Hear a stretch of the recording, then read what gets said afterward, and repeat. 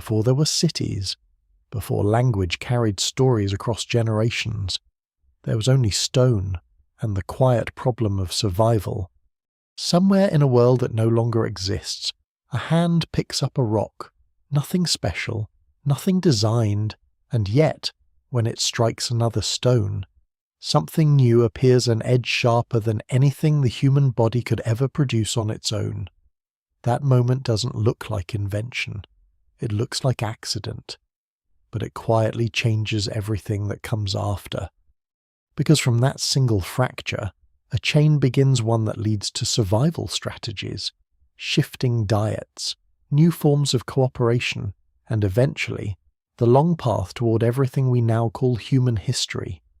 Before we go deeper into this story, take a moment to like the video and subscribe to the channel.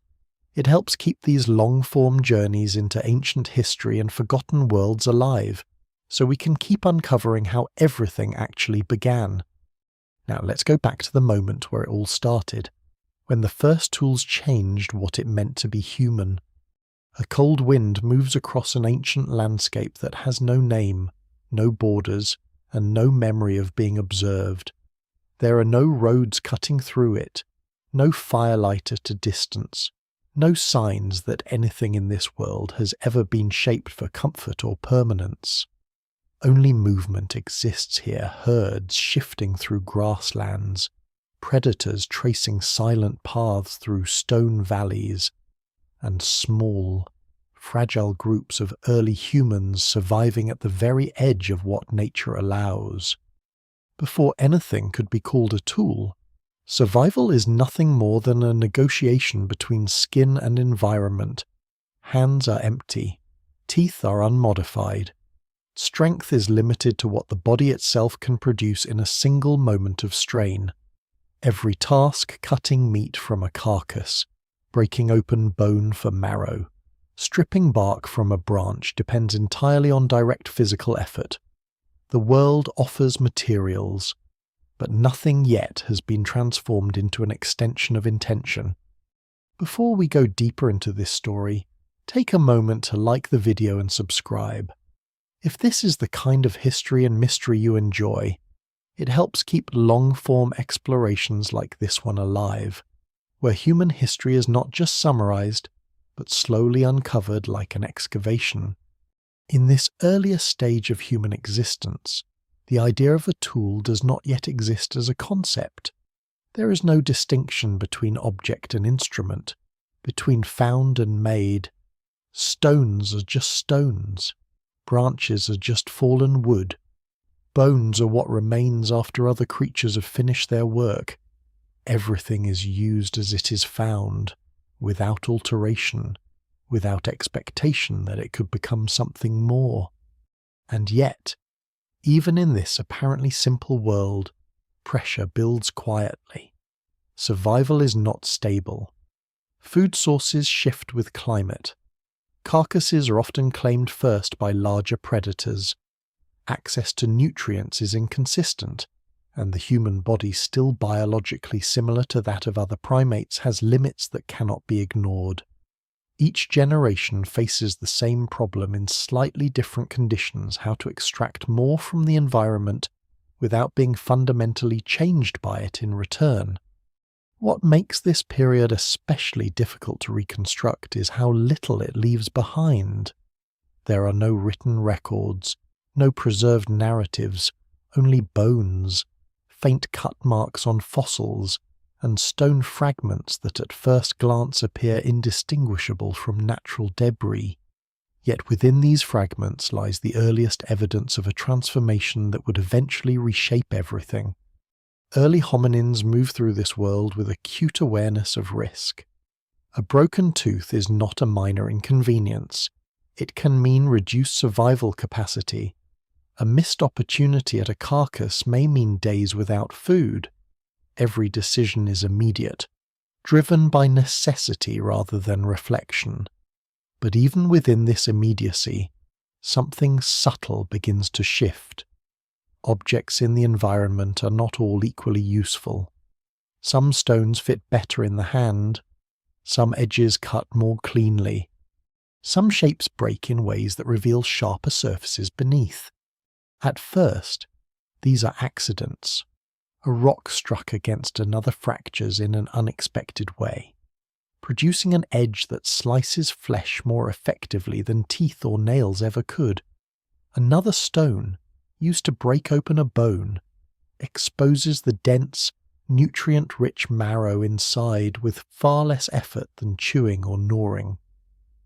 These moments are not recognized as invention. They are simply experiences that work better than others. But repetition begins to matter. Groups that happen to encounter these useful fragments gain a small but meaningful advantage. They spend less energy extracting food. They access more nutrition from the same resources. Over time, these advantages accumulate, not in dramatic leaps, but in quiet, incremental survival gains that are almost invisible on a single generation scale. What emerges is not yet technology in the modern sense, but the beginning of selection, not biological selection alone, but behavioral selection. Certain actions are remembered because they improve survival outcomes. Certain stones are revisited because they prove useful again. Certain fractures are not ignored but deliberately repeated. The landscape itself plays a role in this unfolding process. Rivers carry and shape stone, tumbling rocks against one another until sharp edges form naturally. Dry climates fracture surfaces under heat stress. Ice expands in cracks and forces stone apart. The environment is constantly producing potential tools, even before any creature understands how to deliberately create them. Early humans exist at the intersection of accident and recognition. They do not yet design tools, but they begin to notice patterns in what nature produces. A particular type of stone consistently breaks in a predictable way. A certain angle of force produces a sharper edge. These observations are not formalized, but they accumulate in memory and behavior. One of the most significant aspects of this stage is how unintentional it remains. There is no workshop, no designated space for making tools. Instead, the transformation happens in the middle of survival activities. A carcass is processed, a bone is struck, a stone fractures, and in that moment, something appears that did not exist before: a sharper edge, a more efficient surface, a way to extend the body's limited capabilities. The importance of this cannot be overstated, yet at the time it carries no symbolic weight. There is no sense of invention, no awareness of progress. There is only success and failure measured in immediate survival outcomes. Did this method produce food? Did it reduce effort? Did it allow access to something previously out of reach? The earliest traces of these actions survive only because stone does not decay. Organic materials disappear. Wood, fibers, skin all vanish with time, but stone remains, preserving accidental marks and fractures that modern archaeology reads as the faintest signatures of intention. Even these interpretations are careful, because the boundary between natural breakage and deliberate shaping is often indistinct. Still, something is beginning to emerge beneath the surface of uncertainty. The human mind is slowly entering a new relationship with the environment. Objects are no longer just encountered. They're beginning to be evaluated, not yet modified on purpose, but increasingly recognized for their potential. And in this recognition lies the quiet beginning of everything that will follow. Every later development, every sharpened flake, every carved bone, every constructed handle depends on this earliest moment when survival stops being entirely passive, when the world is no longer only endured but subtly examined for what it might become. It is here, in this fragile shift, that the story of tools truly begins, not with invention, but with noticing. The world does not change abruptly for early humans. There is no moment where a discovery is announced, no clear boundary between a life without tools and a life with them. Instead, the shift happens in small, repeated encounters with matter stone, bone, wood, until observation slowly hardens into habit, and habit begins to resemble intention. In the aftermath of those earliest accidental discoveries, something subtle begins to spread through small groups of hominins. Not knowledge in the modern sense, but patterns of attention. Certain stones are no longer just passed over. Certain fractures are examined more closely. Certain sharp edges are not discarded after use but kept within reach, carried briefly, tested again. What is emerging here is not craftsmanship yet, but recognition. A recognition that the natural world sometimes produces forms that are more useful than others, and that those forms can be sought out again. Hands play a central role in this transition. Unlike claws or hooves, the human hand offers precision. It can grip, rotate, apply controlled pressure, and hold objects in ways that allow experimentation. Over time, this becomes more than a biological advantage. It becomes a kind of interface between intention and material reality. Early humans are not yet shaping tools consistently, but they are beginning to test how objects respond when manipulated deliberately. A stone held in the hand can be struck against another stone. A bone can be tapped to see how it breaks. A branch can be bent, twisted, snapped. These actions are still exploratory, but they introduce something new into the human experience feedback from the material world that is predictable enough to repeat. This is where the environment stops being purely accidental in its usefulness. It becomes responsive. Certain types of rock, especially fine-grained stone like basalt or flint, begin to stand out because of how they fracture. Instead of crumbling or breaking unevenly, they split into sharp flakes. At first, this is just another observation, but repeated encounters reinforce the same outcome. Some materials consistently produce edges that cut more effectively than anything the body naturally provides. Even so, there is no immediate leap to intentional production. Early hominins are still operating within a world where survival demands constant movement and attention. There is little time for experimentation beyond what daily necessity allows, but necessity itself becomes a quiet teacher. When access to meat requires cutting through tough skin or tendon, sharper edges are not just helpful, they become transformative.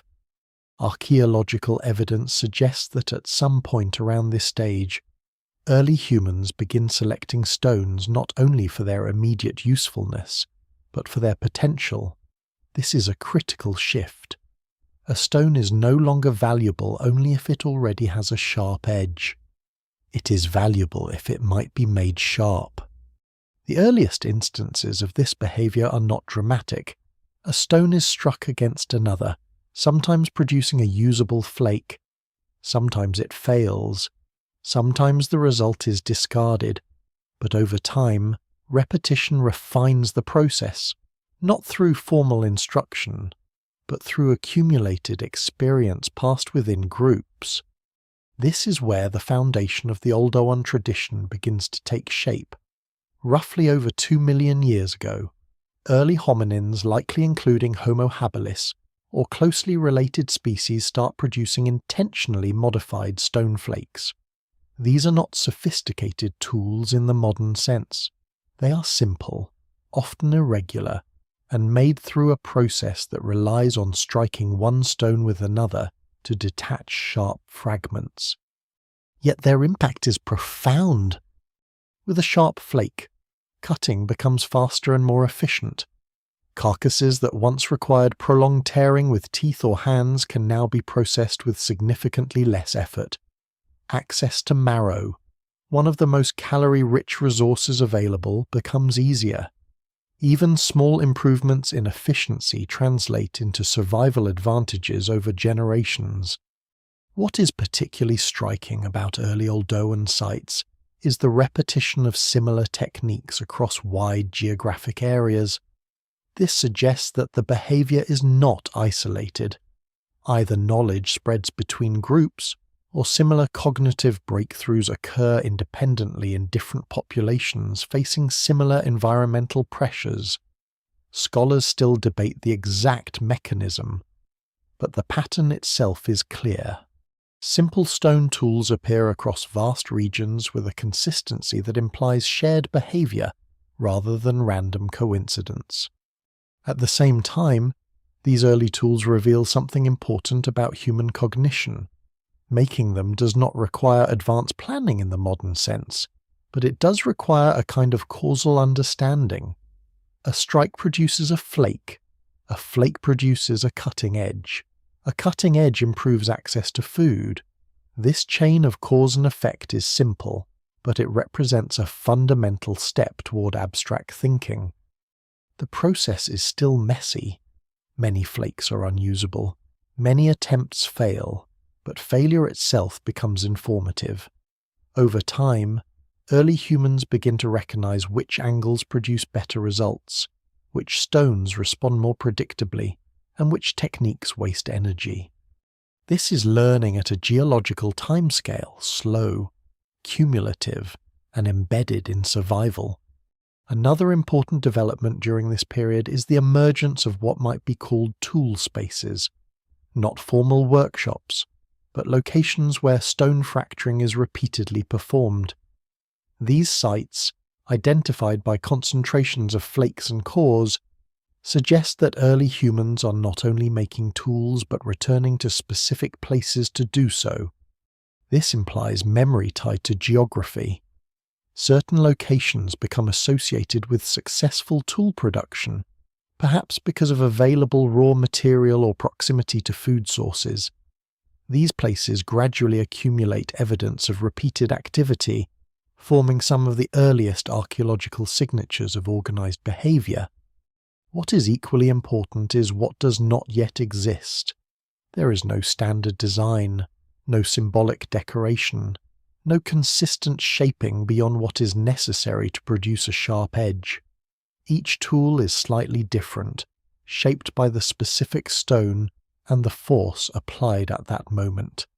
Standardization, which will come much later, is still absent. Yet even in this variability, a direction is emerging. The world is slowly being reshaped not by sudden invention, but by repeated interaction between hand, stone, and necessity. Early humans are beginning to occupy a new ecological niche, not just consumers of what the environment provides, but modifiers of it, however minimally at first. And in that quiet transition, something irreversible begins. The boundary between natural object and human purpose starts to blur. A stone is no longer only what it is what it can become. Somewhere in a dry riverbed, long before it has a name or a memory attached to it, stones lie scattered in patterns that seem random until they are disturbed. The ground here is shaped by water that no longer flows, by floods that no longer return, by pressure and time that have turned movement into silence. It is in places like this that one of the most important transformations in human history begins without ceremony, without recognition, and without any sense that it will matter in the distant future. A stone is struck against another stone. The sound is sharp, immediate, almost unremarkable in a landscape filled with natural breakage. But this time, something different happens.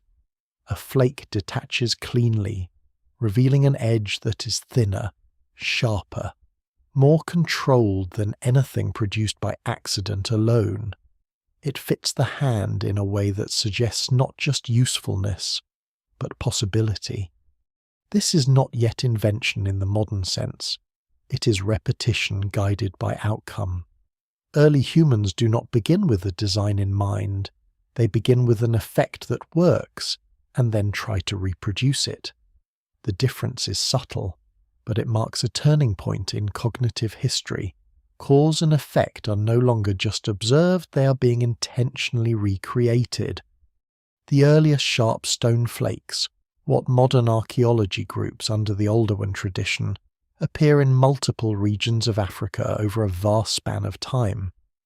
The consistency of their appearance suggests that once the basic principle is discovered, it is quickly recognized as valuable wherever it occurs. The technology is simple, but its implications are enormous. A sharp edge changes everything about how food is accessed. Carcasses that would otherwise be difficult or dangerous to process become more manageable. Thick hides can be cut open. Tendons can be separated. Meat can be stripped with far less energy than tearing with hands or teeth. Even bone marrow, one of the most nutritionally dense resources available, becomes easier to reach through systematic breaking. But perhaps the most important change is not nutritional, it is temporal. With tools, time itself begins to shift. Tasks that once required prolonged effort are completed more quickly. Energy is conserved. Opportunities expand. Early humans do not become faster in a physical sense, but their efficiency increases, and in environments where survival depends on constant adaptation, efficiency is equivalent to advantage. What makes this stage particularly difficult to reconstruct is that the tools themselves are simple. A flake of stone, a core from which flakes have been removed, these objects do not announce intention in any obvious way. Many could be mistaken for natural fractures if not for the patterns of repetition found at archaeological sites. It is only when large numbers of similar artifacts are discovered together that a pattern emerges. At sites across East Africa, clusters of stone flakes and cores suggest repeated activity over extended periods. These are not one-time events. They are locations where early humans return again and again, likely because the conditions are favourable near water, near migrating animals, near sources of raw material. These repeated visits suggest something important about early cognition. Memory is beginning to extend beyond immediate experience. Places are being remembered not just for shelter or safety, but for their productive potential. A riverbank is not just a place where water flows, it is a place where stone can be found and shaped. Even so, there is no evidence of formal instruction in the modern sense. No structured teaching, no symbolic representation of technique. Knowledge is transmitted through observation, imitation, and shared practice. A younger individual watches an older one strike stone. The movement is repeated. Adjustments are made through trial and error. Over time, small refinements accumulate. This slow accumulation creates variation. Not all tools are made equally. Some flakes are sharper, others thicker, some more useful for cutting, others for scraping. This variation is not yet standardized, but it introduces the beginning of specialization even if unconscious. The act of striking stone against stone also reveals something deeper about early human perception. It requires an understanding of force and fracture that is not intuitive to most other animals. The ability to predict how a material will break under pressure implies a cognitive leap beyond simple tool use. It suggests mental simulation, however rudimentary. A hominin does not need to know the physics of fracture mechanics, but it must learn through experience that angle, force, and material interact in predictable ways. Over time, this leads to improved outcomes, and improved outcomes reinforce the behavior. There is also an element of risk embedded in this process. Striking stone can produce sharp fragments that are dangerous if mishandled.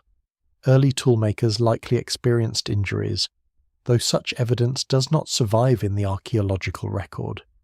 What does survive is the increasing sophistication of flakes over time, suggesting that the benefits outweighed the risks. Another important aspect of this period is the relationship between tools and diet. Before stone tools, access to animal protein is limited by physical capability. Large carcasses are difficult to exploit fully.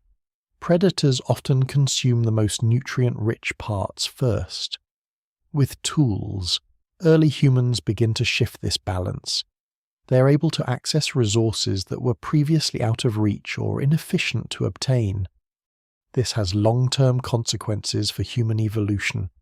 Increased caloric intake, especially from fat and protein, supports the growth of larger brains. While no single factor explains brain expansion, dietary changes associated with tool use are widely considered part of the broader evolutionary context. Still, no single explanation fully accounts for the complexity of this transition. Environmental pressures, social structures, and cognitive development all interact in ways that are still not fully understood. What survives in the record suggests convergence rather than a single driving force. What is clear is that stone tools begin to create feedback loops. Better tools improve access to food. Improved nutrition supports cognitive development. Enhanced cognition allows for better tool production. Each stage reinforces the next, slowly accelerating over hundreds of thousands of years.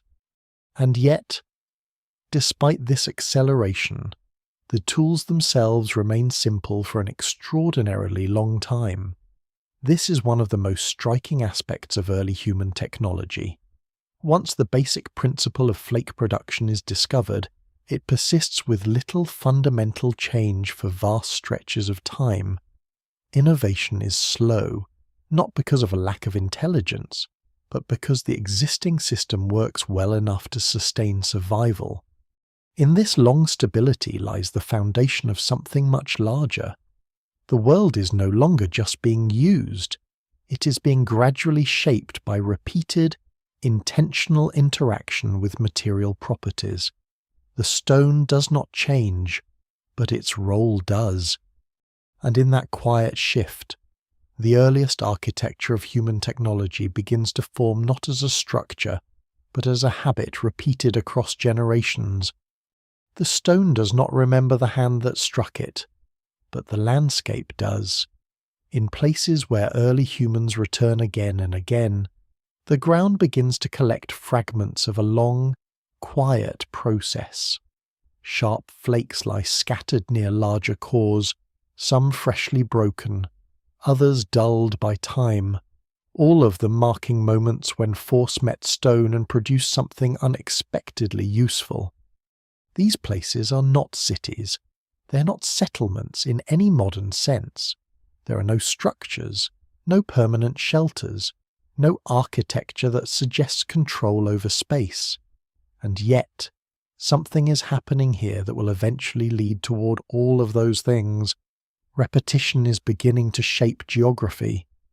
The Oldowan tradition, as it is later named by archaeologists, represents the earliest clear phase of intentional stone tool production. It is simple, but its simplicity is deceptive. What appears at first to be random fracture is actually guided by repeated behavior patterns selecting suitable stone, striking it at effective angles, and using the resulting flakes for cutting, scraping, and processing food. At these early sites, the same basic process is repeated thousands of times over vast spans of time. A core stone is held in one hand, a hammer stone is used in the other, a strike is delivered, a flake detaches. Sometimes the result is useful, sometimes not. But over time, the probability of success increases as experience accumulates across individuals and generations. What makes this period especially important is not just the production of tools, but the consistency of production. Once early humans discover that stone can be deliberately fractured to produce sharp edges, the behavior becomes stable. It spreads across regions separated by vast distances and environmental differences. This suggests either repeated independent discovery or some form of cultural transmission that is far more ancient than language as we understand it today. The tools themselves remain visually unremarkable. A trained eye can distinguish them from naturally broken rock, but only through pattern recognition. It is the clustering of flakes, the repeated presence of cores with consistent removal marks, and the association with the animal remains that reveals their true nature. Without context, they are just stones. With context, they become evidence of intention. At some sites, archaeologists find cut marks on animal bones that align with stone tool use. These marks are not random scratches. They show systematic butchering patterns. Meat is being removed in structured ways. Tendons are separated. Bones are broken to act as marrow. This indicates not only tool use, but an emerging understanding of anatomy and efficiency, even if informal and learned through experience rather than formal knowledge. The relationship between early humans and large predators becomes increasingly complex during this time. Stone tools do not make early humans apex predators, but they begin to alter the balance of competition. Scavenging becomes more efficient. Access to carcasses improves. In some cases, early humans may have been able to drive off smaller predators or claim portions of kills more effectively than before. This does not eliminate risk. Far from it. The same carcasses that provide food are also contested by lions, hyenas, and other carnivores. Tool use improves opportunity, but it does not remove danger. Every interaction with a carcass remains a negotiation with a landscape shared by multiple predators. One of the most intriguing aspects of older one sites is the variability in tool form. While the general method striking one stone against another remains consistent, the results are not standardized. Some flakes are large and thick, others small and razor-thin. Some cores are heavily worked, others only lightly modified. This variability reflects a lack of formal design rules, but also a high degree of adaptability. Each tool is effectively unique, shaped by immediate need and available materials. There's no concept of a finished product in the modern sense. A stone is used until it is no longer useful, then discarded. Another is selected. The process is fluid, responsive, and embedded in survival rather than production. And yet, even within this fluidity, certain patterns begin to emerge. Some techniques produce more reliable flakes. Certain stone types are preferred because of how they fracture. Over time, these preferences become stable behaviors within groups. What begins as experimentation gradually becomes tradition, even without symbolic reinforcement. The emergence of these traditions suggests something important about early human cognition. Memory is not just individual, but collective. Knowledge persists beyond a single lifetime through repeated action. A successful technique does not need to be formally recorded to survive. It only needs to continue being useful. This is where tool-making begins to intersect with social structure. Even in small groups, individuals do not operate in isolation. Actions are observed, imitated, and adjusted. A successful method spreads through proximity and repetition. Over generations, this creates a shared technological baseline within populations. Archaeological evidence also hints at mobility patterns associated with tool production. Early humans are not fixed in place. They move across landscapes following resources, water, animals, seasonal vegetation. But certain locations appear repeatedly in the archaeological record, suggesting return visits. These are not permanent settlements, but recurring points in a wider circuit of movement. Such behavior implies a cognitive map of the environment. Early humans are not just reacting to immediate stimuli, they are navigating a known landscape with remembered locations. Tool-making sites become part of that mental geography, linked to resources and survival strategies. What is particularly striking is how little changes for an extended period. The Oldowan toolkit remains relatively stable for hundreds of thousands of years. This stability is not stagnation, but adaptation within a successful framework. When a method works reliably, there is little pressure to change it dramatically. Still, beneath this stability, small refinements accumulate.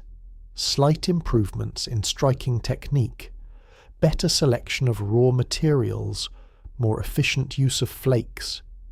These changes are subtle, almost invisible in isolation, but over vast timescales they represent continuous incremental evolution. In this long quiet phase of technological development, something foundational is being established, the idea that objects can be repeatedly transformed for specific purposes.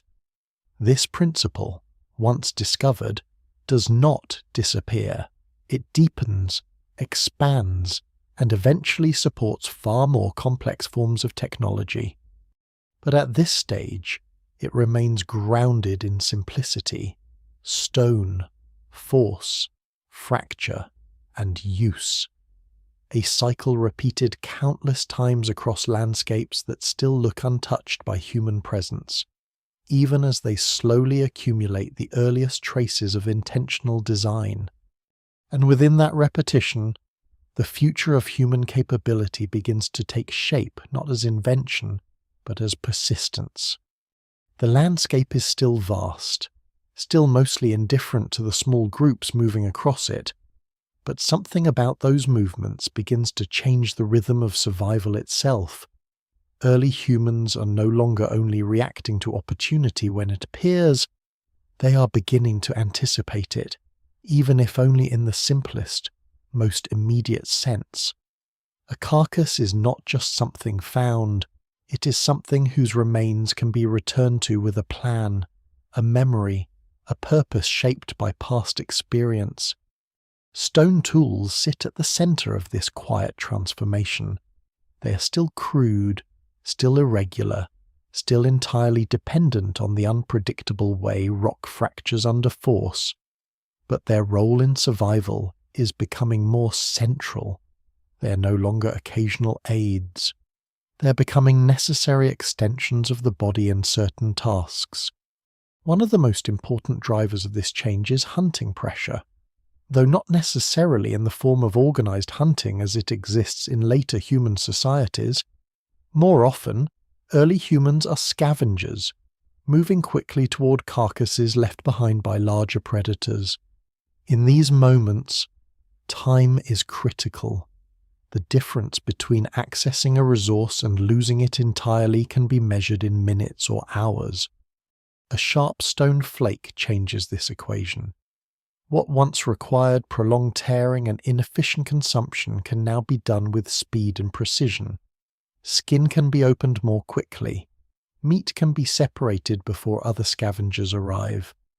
Even small improvements in processing speed translate directly into survival advantage in an environment where competition is constant and unforgiving. At certain archaeological sites, cut-marked bones suggest systematic access to carcasses. The pattern of cuts indicates that early humans are not just feeding opportunistically, but are engaging with animal remains in structured ways.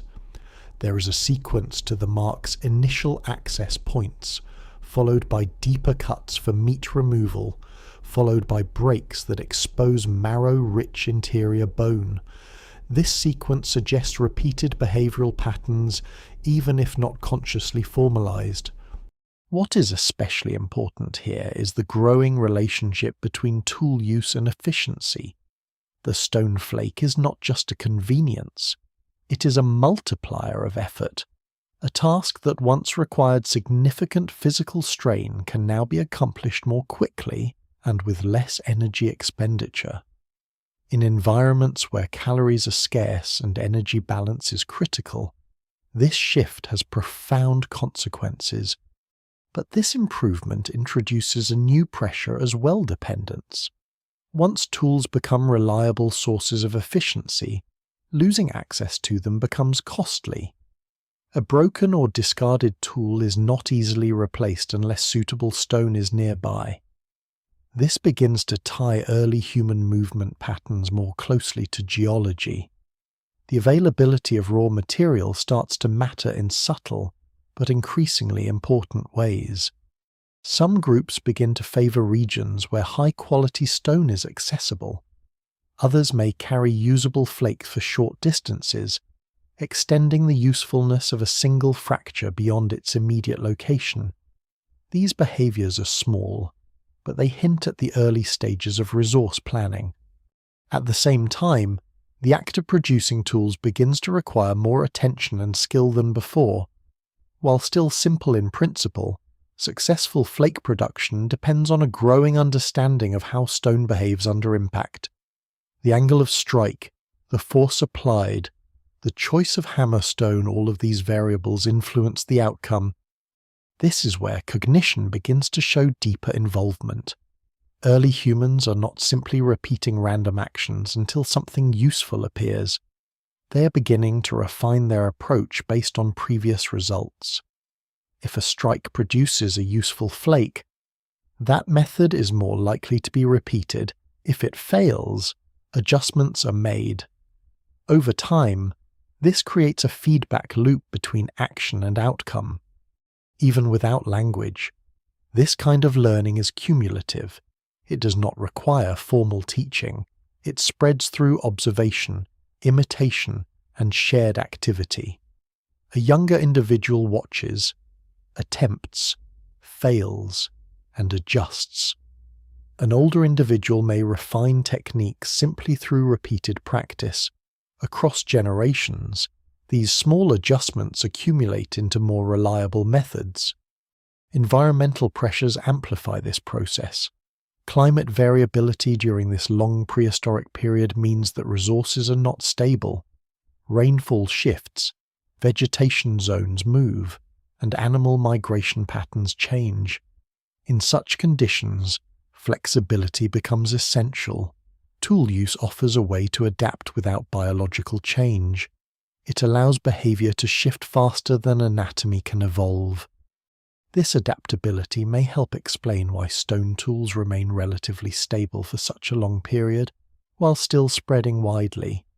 The basic principle is robust enough to function across different environments, yet flexible enough to be adjusted in minor ways to suit local conditions. In some regions, evidence suggests more intensive use of tools in butchery activities. In others, tools may be used more for processing plant material or working wood.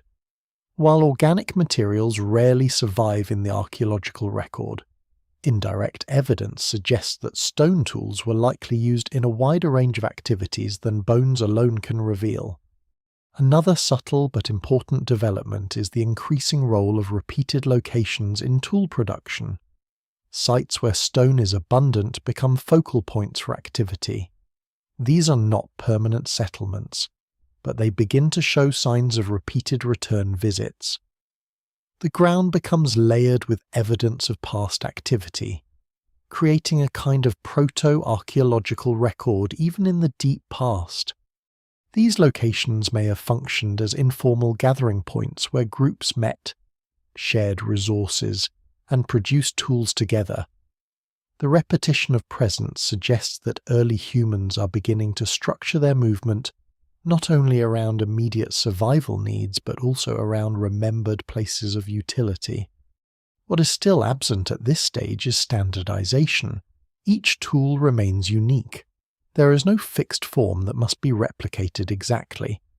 This lack of uniformity reflects both the simplicity of the technique and the variability of raw materials. Yet within this variation, the underlying principle remains stable. Controlled fracture produces usable edges. Over time, this principle becomes deeply embedded in behavior. It does not need to be consciously recalled. It becomes part of how early humans interact with their environment. Stone is no longer just encountered, it is evaluated for its potential to become something else. This marks a quiet but irreversible shift in human evolution. The world is no longer solely a source of direct consumption. It is becoming a source of transformation. Objects are not just used as they are found, they are altered, even in their simplest forms, to better serve immediate needs. And in this shift, the foundation of technological thinking begins to take root, not as abstract theory, but as repeated, embodied action. Strike, fracture, observe, repeat. A cycle that slowly reshapes both the material world and the minds that interact with it. The stone does not change its behavior, but the mind that strikes it does. Somewhere across the long stretch of early human history, repeated action begins to leave a different kind of trace, not just in the landscape, but in cognition itself. The simple act of producing a sharp flake from a core stone starts to demand more than strength or chance. It begins to require anticipation. A hominin preparing to strike stone is not yet thinking in abstract systems, but there is already a faint mental projection at work. The angle of impact is chosen, the force is adjusted, the stone is positioned with intent that has been shaped by memory of previous outcomes. Even if imperfect, this is the beginning of planning an ability to hold a future result in mind before it exists. This cognitive shift is not sudden. It emerges gradually through repetition and failure. Many strikes produce unusable fragments. Some stones shatter unpredictably. Others yield flakes too dull or too thick to be useful. But within this variation, patterns become noticeable. Certain approaches consistently produce better results, and once noticed, they begin to be repeated more often. What is developing here is a feedback loop between perception and material reality. The stone responds in predictable ways to force, and early humans respond in turn to those outcomes. Over time, this interaction shapes behavior more than instinct alone. Archaeological evidence from older sites suggests that toolmakers begin to show increasing control over fracture mechanics, even if they do not understand the underlying physics. The selection of hammer stones becomes more deliberate. Heavier stones are used for larger cores, lighter ones for finer flaking. The position of impact becomes more consistent. These are small refinements, but they indicate growing sensitivity to cause and effect relationships. At the same time, the act of tool production begins to demand attention beyond immediate survival tasks. Unlike simple foraging, which can be opportunistic, napping stone requires focus.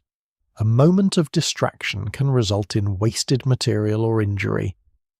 This introduces a new kind of activity into early human life, one that is structured, repetitive, and partially detached from immediate consumption.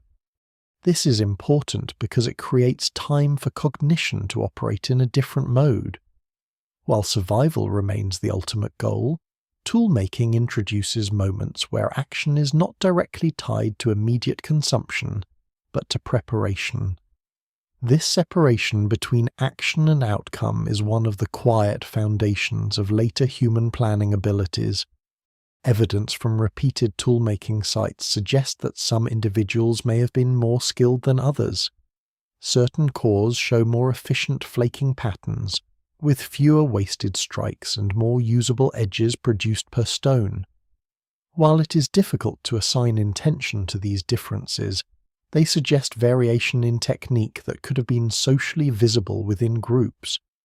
If such variation was recognized, it may have influenced imitation.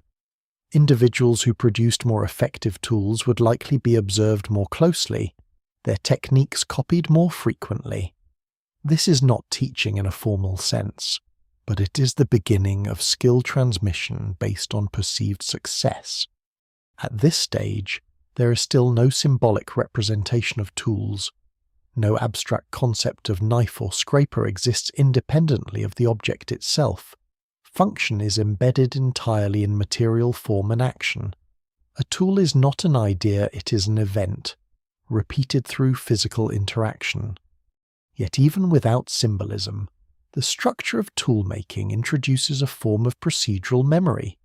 Once learned, the sequence of actions becomes repeatable. Select stone, position core, strike at a particular angle, observe fracture, adjust, repeat. This sequence can be refined over time without ever being explicitly named or conceptualized. One of the most significant developments associated with this cognitive shift is the increasing ability to anticipate fracture behavior. Early humans begin to recognize that stone is not randomly destructive when struck, but predictably responsive within certain limits. This recognition transforms tool-making from chance-based activity into a controlled process, even if control is still partial and imperfect. The environment continues to play a crucial role in shaping this evolution. Access to suitable raw material remains uneven across landscapes. In areas where high-quality stone is abundant, tool production becomes more frequent and more refined. In regions where suitable material is scarce, tools may be used more conservatively or transported over short distances. This creates early forms of resource awareness, not in the sense of ownership, but in the sense of location-based value. Certain places become more important not because of shelter or water alone, but because of the materials they provide for transformation. Over time, these locations accumulate repeated activity. Layers of flakes, cores, and debris build up slowly, marking them as persistent points of interaction between humans and geology. These are among the earliest forms of repeated technological landscapes, places where human behavior consistently alters the physical environment in subtle but measurable ways. Another important consequence of this period is the gradual increase in efficiency of food processing. As tool use improves, more nutritional value can be extracted from the same resources. This does not necessarily mean increased abundance in absolute terms, but it does mean improved return on effort. In evolutionary terms, this has cascading effects. Even slight increases in caloric efficiency can influence survival rates, reproductive success, and long-term population stability. Over thousands of generations, these small advantages accumulate into significant evolutionary pressure, favoring groups that use tools more effectively. Despite these advantages, the basic technological system remains remarkably stable. The older one method persists for an extraordinarily long period without fundamental change. This stability is not stagnation but a reflection of sufficiency. The system works well enough to sustain survival under existing conditions, and therefore does not require rapid innovation. Still, within this long stability, subtle variations continue to appear. Some flakes are thinner, some cores are more systematically reduced, some techniques appear more efficient than others. These variations form the raw material from which later technological traditions will eventually emerge. At the core of all these developments lies a simple but transformative realization the world can be deliberately altered in small, repeatable ways to produce predictable outcomes. This realization does not yet take verbal form, but it shapes behavior at a fundamental level. And once this kind of interaction with material reality becomes stable, it does not disappear. It deepens, spreads, and eventually becomes the foundation for far more complex forms of thought, cooperation, and construction. But here, in this early stage, it remains grounded in something very simple: a hand, a stone, a strike, and the quiet moment when something new appears where there was only fracture before. Across wide stretches of prehistoric Africa and beyond, the same quiet scene repeats itself: a small group gathered near stone, working with deliberate but unspoken coordination. There is no ceremony, no named role for what they are doing, and no distinction yet between craft and survival. But the landscape is slowly accumulating evidence that something consistent is happening across generations. Stone tools are beginning to appear not as isolated accidents, but as persistent patterns tied to movement. As early human groups travel across environments, they carry not only knowledge of where food might be found, but also an understanding still unspoken of where stone behaves in a useful way. Certain outcrops, riverbeds, and exposed rock formations become recurring points in their routes. This mobility is crucial. Early humans are not anchored to one place. Their survival depends on following shifting resources, migrating herds, seasonal vegetation, and water availability that changes with climate cycles. Within this constant movement, stone tool production becomes a portable behavior. It can happen wherever suitable material is found, and this flexibility allows it to spread across vast regions. What begins to emerge in the archaeological record is not just similarity of tools, but similarity of behavior. Flakes and cores appear in distant sites with comparable characteristics, suggesting that once the basic principle of controlled fracture is understood, it spreads quickly through observation and imitation. Whether through direct contact between groups or parallel discovery under similar pressures, the outcome is the same. Stoneworking becomes a shared solution to survival challenges. Yet even as this pattern spreads, it remains deeply local in execution. Each environment shapes the details. The type of available stone matters greatly. Quartz behaves differently from basalt, which behaves differently from flint. Early humans do not impose a single standardized method onto all materials. Instead, they adapt their strikes, their angles, and their expectations based on what the local geology allows. This adaptability is one of the defining features of early technology. There is no rigid system yet. There is only responsiveness. The same basic principle, strike, fracture, use is expressed in slightly different ways depending on context. In some regions, archaeological sites reveal large concentrations of napping debris, suggesting repeated visits over long periods. These are not settlements in the later sense, but they function as focal points within a wider landscape. Groups return to them because they reliably provide access to raw material and because previous activity has already established them as productive locations. Over time, these places begin to show layering of activity. Old flakes lie beneath newer ones. Cores accumulate in clusters. The ground itself becomes a record of repeated interaction between human hands and stone. Without any intention of permanence, early humans begin to leave traces that will persist far beyond their presence. One of the most significant developments during this period is the increasing association between tool production and specific types of activity: cutting meat, breaking bone, scraping hides. Each of these tasks begins to favor certain kinds of flakes. Thinner edges work better for slicing. Heavier pieces are more effective for breaking. This leads to a subtle diversification in tool use, even if the tools themselves remain simple. This diversification is not formalized. There are no categories or labels, but function begins to guide selection. A stone is chosen not just for its availability, but for how it performs in a specific task. Over time, this introduces an early form of functional awareness that will later become central to technological development. At the same time, the relationship between humans and predators remains a constant pressure. Tools improve access to carcasses, but they also increase competition. Lions, hyenas, and other carnivores are not passive participants in this ecosystem.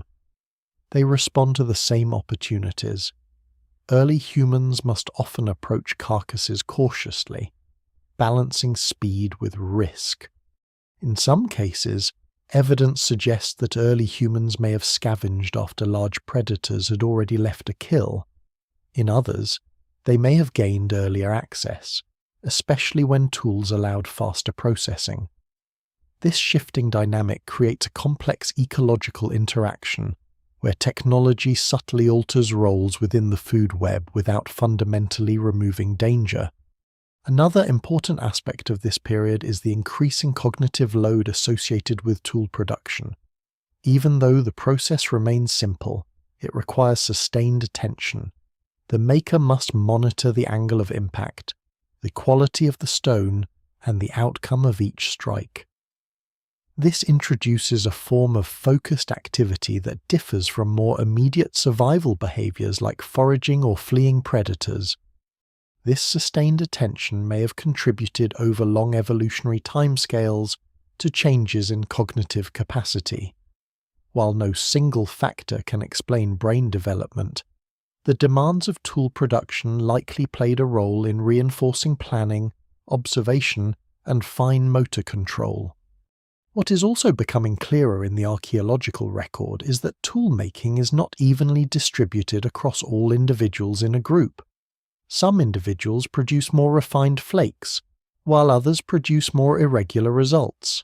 Whether this reflects skill, experience, or simple variation is difficult to determine, but it suggests that tool production is becoming a specialized activity within groups, even if only informally. Knowledge is not stored in abstract form. It exists in repeated bodily action. A successful strike is remembered not as an idea, but as a movement pattern. This kind of memory is fragile in the short term, but remarkably stable across generations when reinforced by repetition. Over long periods, these repeated behaviors begin to form traditions. Not traditions in the symbolic or ritual sense, but in the sense of stable behavioral patterns that persist because they work. A certain way of holding stone, a certain angle of strike, a certain preference for material, all of these gradually become characteristic of specific groups. Yet despite this emerging structure, there is still no sign of rigid standardization. Variation remains high. The system is flexible because it must be. Environmental conditions are too variable and resources too unevenly distributed to allow for strict uniformity. This balance between stability and variation is one of the most important features of early human technology. It allows for both continuity and adaptation, ensuring that the basic principle of stone fracture remains useful across changing conditions without becoming constrained by unnecessary rigidity. And within this balance, something deeper continues to develop, not just improved tools, but a changing relationship with the physical world itself. Objects are no longer only what they are when found, they are what they can be made into, depending on need, opportunity, and understanding. That quiet realization continues to expand, shaping behavior long before it becomes thought, and thought long before it becomes language. The ground in these ancient landscapes is never truly empty. Even where no human is present in a given moment, the signs of earlier activity remain embedded in soil, stone, and scattered fragments of broken rock. Over time, these accumulations become denser, not because any single moment is significant, but because countless small actions repeat across generations in the same kinds of places. Archaeological sites from the early stone tool tradition reveal something quietly remarkable: concentration. Flakes are not evenly spread across the landscape. They cluster. Cores are not randomly discarded. They gather in specific zones. These patterns suggest that early humans are returning repeatedly to familiar locations, even without permanent settlement. These are not villages or camps in any modern sense. There are no built structures, no planned layouts, no evidence of long-term architecture. Instead, there are activity zones, places where the same behaviors recur often enough to leave a measurable imprint on the Earth. At first glance, this might seem like a simple consequence of resource availability. Stone is found in certain geological contexts, so tool-making happens there.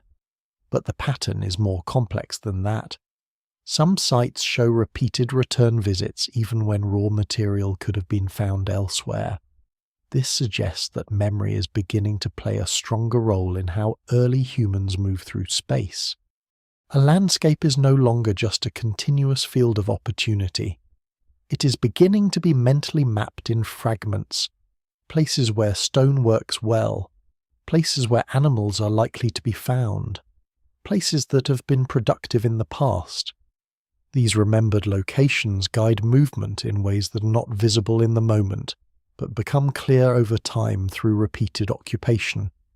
Within these activity zones, tool production becomes more intensive. The ground accumulates waste flakes and broken cores, sometimes in dense layers. Each layer represents a moment of interaction between human intention and geological material. Over long spans of time, these layers begin to form a kind of accidental archive, one that preserves not stories, but actions. What is particularly important about these sites is the evidence they provide for repeated learning. Tool-making is not a single discovery that spreads unchanged. It is a process that is constantly being refined through use. Each generation inherits not a fixed technique, but a set of tendencies shaped by what has worked before. In some cases, differences between sites suggest variation in technique or preference. Certain groups appear to produce slightly more refined flakes, while others rely on heavier, more robust pieces. These differences may reflect local adaptation to available materials or different subsistence strategies, but they also hint at the early diversification of technological behavior. At the same time, the relationship between tool production and other survival activities becomes more intertwined. Stone flakes are not only used for cutting meat, they are likely used in processing plant materials, shaping wood, and possibly even preparing hides. Though organic evidence for these activities rarely survives, what remains visible is only a fraction of their actual application. This invisibility of organic tools creates an important limitation in understanding early human technology. Stone preserves itself, but wood, fiber, and plant-based tools disappear. It is likely that the technological system was broader and more complex than the archaeological record alone suggests. Stone tools may represent only one part of a wider toolkit. Even within stone tools, subtle changes begin to appear over time. Some flakes show more controlled striking angles. Some cores are reduced more systematically. These are not revolutionary innovations, but incremental improvements in efficiency. They suggest that tool-making is becoming more refined through accumulated experience. This refinement is closely tied to attention. Producing a usable flake requires sustained focus on the moment of impact. Too much force, and the stone shatters unpredictably. Too little, and nothing useful is produced. This balance must be learned through repeated exposure to failure and success. Such repeated focus may have broader cognitive consequences. Sustained attention to a single process, especially one involving feedback and adjustment, reinforces certain mental capacities: pattern recognition, motor control, and predictive judgment. While it is impossible to isolate tool-making as the sole driver of cognitive change, it clearly participates in a broader evolutionary context in which brain and behavior influence each other. Another important aspect of this period is the increasing social visibility of skill. Even without formal teaching, differences in tool production quality would likely be observable within groups. Some individuals consistently produce more effective tools. Others may rely on those tools rather than producing their own as efficiently. This introduces a subtle form of differentiation within groups, not hierarchy in a strict sense, but variation in competence that could influence social interaction. Those who produce effective tools may gain greater access to resources or influence in group decisions, even if only temporarily or situationally. At the same time, cooperation remains essential. Tool production does not exist in isolation from other survival activities. Groups must coordinate movement, share resources, and maintain social cohesion in order to survive.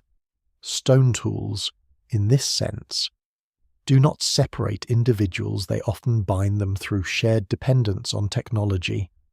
The broader environmental context continues to shape this development.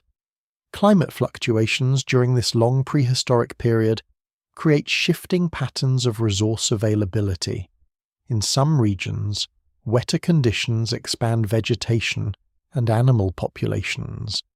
In others, drying trends reduce available resources, forcing greater mobility and adaptability. Stone tools provide a stable response to this instability. Unlike biological adaptation, which occurs over many generations, technological adaptation can occur within a single lifetime. A change in environment does not require a change in anatomy. It requires a change in behavior, and stone tools offer a flexible way to achieve that. As a result, tool use becomes increasingly central to survival strategy. It is no longer just an occasional aid. It becomes part of the baseline conditions for interacting with the environment. Over time, this creates a subtle but profound shift. Early humans are not only adapting to the world as it is, they are increasingly interacting with a version of the world that includes their own modifications. The landscape is no longer entirely natural. It is partially shaped by repeated human intervention, even if that intervention is minimal in scale. And within that gradual transformation, the boundary between nature and human action begins to blur in ways that will only become more pronounced in the long future of technological development. For now, it remains simple. Stone is struck, edges are created, tasks are completed more efficiently than before, and the landscape quietly records every repetition, layer by layer, fragment by fragment. In the quiet spaces between necessity and experimentation, early humans begin to extend their reach beyond stone. The sharp flake remains central, still the most reliable and widely used tool, but it is no longer the only material being tested. The environment offers more than rock. It offers bone, antler, and wood materials that behave differently, respond differently, and open possibilities that stone alone cannot provide. At first, these materials are not chosen for their potential. They are encountered as byproducts of survival. Animal carcasses leave behind bones after butchery. Broken branches fall during movement through wooded areas. Remains of large animals, stripped of flesh, present dense structures that can be struck, scraped, or broken further. In these moments, early humans begin to interact with materials that are less brittle than stone, more flexible, and more forgiving under pressure. Bone, in particular, becomes an important point of transition. Unlike stone, which fractures unpredictably once a threshold is reached, bone can be shaped through repeated impact. It splinters, but in controlled ways. It can be broken into pointed fragments, scraped into thinner forms, or used as simple digging or cutting implements. These uses are not immediately standardized, but they emerge repeatedly across different sites, suggesting independent recognition of similar properties. Wood, though far more fragile in the archaeological record, likely plays an equally important role. Branches can be sharpened, stripped, or used as probes. Their flexibility allows for functions that stone cannot easily perform, such as reaching into narrow spaces or applying pressure without immediate fracture. Even if most wooden tools have disappeared from the record, indirect evidence suggests their widespread use alongside stone. What is happening here is not a replacement of stone tools, but an expansion of material awareness. Early humans are beginning to recognize that different substances behave in different ways under force, and that this difference can be exploited depending on the task at hand. This marks a subtle but important cognitive shift. Function is no longer tied to a single material. At tool-making sites, this diversification leaves faint traces. Stone flakes remain dominant in the archaeological record, but occasional bone fragments show signs of deliberate modification. These modifications are often simple pointed ends, smoothed surfaces, or repeated wear patterns, but they suggest intentional shaping beyond incidental breakage. The transition is gradual and uneven. In some regions, stone remains overwhelmingly dominant. In others, bone tools appear more frequently, possibly due to environmental availability or cultural preference. There is no single linear path of development. Instead, multiple parallel experiments unfold across different landscapes. What unites these developments is the continued emphasis on practicality. There is still no evidence of symbolic decoration or abstract representation attached to tools at this stage. Function remains the primary driver. A tool is valuable because it works, not because it represents anything beyond its immediate use. Yet even within this functional framework, complexity is increasing. Early humans are now dealing with a wider range of tasks, from cutting and scraping to digging and prying.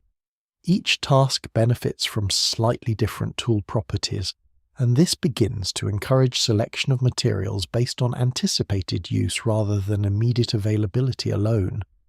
This anticipatory behavior is significant. It suggests that early humans are not only reacting to present conditions, but also preparing for specific future actions. A bone fragment might be saved because it could be useful later. A particular branch might be selected because it matches a known requirement. This is a subtle but important step toward planning behavior. Archaeological interpretation of this stage remains cautious because the evidence is fragmentary. Organic materials rarely preserve, and what survives is heavily biased towards stone. However, the pattern of wear on stone tools suggests that they were often used in conjunction with other materials. Cuts on bones, polishing on edges, and repeated impact marks all hint at more complex activity systems than the stone alone can explain. In social terms, the introduction of multiple tool materials may also have influenced group behavior. Different individuals may have become more familiar with different tasks, some focusing on stone knapping, others on processing hides or working softer materials. While there is no clear evidence of formal specialization, variation in activity is likely within groups, driven by opportunity and experience rather than assigned roles. This increasing complexity of material interaction also reinforces the importance of observation. Learning how different materials behave cannot be easily derived from first principles. It must be seen, tested, and refined through repeated exposure. A successful technique becomes part of shared behavioral knowledge, even if it is never explicitly articulated. The environment continues to shape these developments in subtle ways. In regions where large game is more common, bone and hide processing may become more important. In wooded areas, woodworking tasks may increase. Stone remains constant across all environments, but its role is increasingly integrated into a broader toolkit of materials. This integration represents a key turning point. The technological system is no longer defined by a single material, but by relationships between multiple materials and the tasks they enable. Stone cuts bone, bone scrapes hide, wood extends reach. Each material fills a different functional niche. And as these relationships deepen, early humans begin to inhabit a world that is increasingly shaped by combinations of natural properties rather than single-object solutions. Problem-solving becomes less about finding one useful object and more about assembling a set of complementary materials. Still, the system remains grounded in immediacy. There is no abstraction yet, no formal classification of tools or materials. Knowledge exists in action, not in concept. A useful bone is remembered because it worked before, not because it belongs to a category of bone tools. Over long periods, however, these repeated associations begin to stabilize. Certain materials become consistently linked with certain tasks. These associations form the earlier structure of technological thinking, not yet symbolic, but increasingly organized. And within this growing structure, the foundation is laid for something far more complex. Once multiple materials can be selected, combined, and applied based on expected outcomes, the step toward intentional design becomes much smaller. For now, though, it remains a world of direct engagement, hands, materials, and immediate needs. A system still defined by physical interaction, but quietly expanding its range of possibilities with every repeated act. There is a point in early human development where survival stops being purely reactive and begins to rely on something more subtle coordination. Not coordination in the modern sense of structured organization, but a gradual alignment of behavior within small groups, shaped by repetition, shared experience, and the increasing importance of tools in daily life. Stone flakes, bone fragments, and sharpened wood are no longer just individual aids. They're becoming part of a shared environment of action. When one individual successfully processes a carcass more efficiently, others observe. When a particular method of striking stone produces better results, it is repeated in proximity. Over time, these repeated observations begin to align behavior within groups, even without formal instruction. What emerges is a form of shared practice. It is not language-based teaching, and it is not symbolic instruction. It is something more immediate imitation shaped by survival advantage. Actions that work are noticed. Actions that fail are abandoned. The group gradually converges on techniques that improve efficiency, even though no one explicitly defines them as correct. This process is especially visible at repeated tool-making sites. These are places where multiple individuals gather, often at different times, to access raw materials and process them. The ground in such locations becomes layered with evidence of repeated activity, suggesting not only individual behavior but overlapping sequences of use. One individual leaves behind flakes, another arrives later, continues the process, and discards further debris nearby. Within these overlapping actions, a form of collective technological memory begins to form. It is not stored in any single mind, but distributed across repeated behavior in space and time. At the same time, the presence of tools changes the nature of cooperation itself. Tasks that once required brute physical effort alone can now be divided, even informally. One individual may focus on breaking bone, another on cutting meat, another on transporting usable portions. These divisions are not fixed roles, but flexible responses to immediate circumstances. Still, even this flexible cooperation has consequences. It increases the efficiency of resource extraction and allows groups to process larger quantities of food in shorter periods. This, in turn, affects how long groups can remain in one location before needing to move on. food sharing becomes more important in this context. Large carcasses cannot always be consumed by a single individual quickly enough to prevent spoilage or competition from other predators. Sharing within a group ensures that resources are not wasted and that individuals maintain energy balance over time. Stone tools play a central role in making this sharing possible. Without them, access to meat is slower and more difficult. With them, processing becomes efficient enough that distribution within a group becomes viable. In this way, tools do not simply improve individual capability, they reshape social interaction. The ability to process food more effectively creates conditions where cooperation becomes more beneficial than solitary action in certain contexts. At archaeological sites, evidence of cut marks on bones continues to provide indirect insight into these behaviors.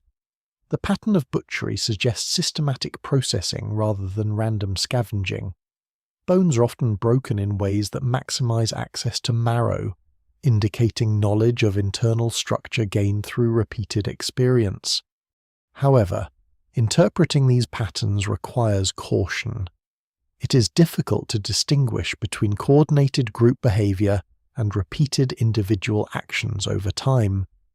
What appears as cooperation may in some cases reflect sequential activity rather than simultaneous collaboration. Nevertheless, the overall pattern suggests increasing complexity in how resources are accessed and shared. As tool use becomes more embedded in daily survival, it also begins to influence movement patterns. Groups are more likely to return to locations where stone is available or where previous successful processing occurred. These repeated returns create a rhythm in mobility, shaped not only by environmental resources but by technological requirements. In some regions, this leads to a kind of spatial layering. Certain areas show repeated occupation over long periods, not continuous settlement, but episodic return. Each return adds another layer of flakes, cores, and broken material to the ground. Over time, these layers accumulate into dense archaeological deposits that reflect thousands of years of intermittent human activity. What is particularly significant about these deposits is that they reveal continuity of behavior even across long gaps in time. A location used for tool production thousands of years earlier may be returned to by later groups without knowledge of earlier activity. Yet the behavior repeats in similar ways due to shared environmental constraints. This suggests that the structure of tool use is not only culturally transmitted, but also strongly shaped by material conditions. When faced with similar problems and similar resources, early humans tend to arrive at similar solutions, even independently. At a cognitive level, this reinforces the connection between perception and action. The environment is not passive. It actively shapes behavior by constraining possibilities and offering affordances. Stone that fractures predictably invites repeated use. Bone that breaks in useful ways is selected again. Over time, perception itself becomes tuned to these material properties. This tuning is subtle but profound. Early humans begin to see not just objects but potential functions embedded within those objects. A stone is not only a stone, it is something that can become a cutting edge. A bone is not only a remnant of an animal, it is something that can be shaped into a tool. This shift does not require language, but it lays the groundwork for it. The ability to recognize potential transformations in objects requires mental flexibility that later becomes central to symbolic thinking. Yet at this stage, everything remains grounded in immediate action. There is no abstract system of classification, no formal knowledge structure, only repeated engagement with materials that respond in predictable ways to force and intention. And within that repetition, both technology and social behavior begin to evolve together, each reinforcing the other in slow, cumulative feedback loops that stretch across vast spans of time. What begins as simple survival activity is gradually becoming a structured way of interacting with the world, one that binds individuals together through shared techniques, shared materials, and shared dependence on tools that did not exist until they were repeatedly made. The balance between early humans and the predators they share the landscape with is never stable. It shifts slowly, almost imperceptibly, as new behaviors accumulate on both sides of the ecological equation. Stone tools do not remove danger from the world, but they begin to alter how early humans interact with it, especially in the crucial moments around food access. A carcass on the open landscape is never a neutral resource. It is a contested point of interest, attracting scavengers within minutes. Hyenas arrive quickly. Large cats may leave partial remains behind. Birds circle above, waiting for exposure. In this environment, timing determines survival. The faster a group can process and extract usable food, the less likely they are to lose it to competitors. Stone flakes become essential in this race against time, cutting through hide, separating muscle from bone, breaking limbs to access marrow. Each action is accelerated by the presence of sharp edges. What once required prolonged effort with teeth or hands can now be completed in a fraction of the time. This does not eliminate competition, but it changes its dynamics. There is evidence from cut-marked bones that early humans were sometimes accessing carcasses after other predators, and in some cases possibly before full abandonment. The sequence of marks suggests that humans were not always first, but they were increasingly efficient in what they could extract once they arrived. This efficiency is critical in environments where food availability is unpredictable. At the same time, tools begin to subtly alter risk calculation. Approaching a carcass that is still partially occupied by predators is dangerous, but the potential reward is higher. The ability to process quickly with stone tools may have encouraged bolder scavenging behavior, even if it increased exposure to risk. Survival in this context is not about avoiding danger entirely, but about balancing opportunity against threat.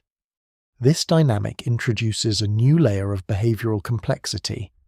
Early humans are not only responding to immediate stimuli, but evaluating situations based on expected outcomes shaped by past experience. If a carcass can be processed quickly enough, it is worth the risk. If not, it is avoided. These judgments are not abstract calculations, but learned responses refined over time. As tool use becomes more central to survival, it also begins to influence spatial behavior. Groups may linger near areas where carcasses are more frequently available, or where access to raw materials allows rapid processing. This creates subtle patterns in movement that are shaped as much by technological capability as by ecological necessity. In parallel, evidence continues to suggest that stone tool production is becoming more structured, even if still simple. Repeated patterns of flake removal indicate that early humans are developing more consistent approaches to shaping cores. These improvements are not revolutionary, but they reflect increasing control over fracture behavior. At some sites, cores show evidence of systematic reduction, where multiple flakes are removed in sequences that maximize usable edges. While still irregular by later standards, this suggests that toolmakers are beginning to think in terms of efficiency, not just producing a single useful flake, but extracting multiple usable pieces from a single stone. This represents a shift in resource awareness. Stone is no longer treated as something to be used once and discarded. It becomes something that can be progressively worked, extended, and partially exhausted.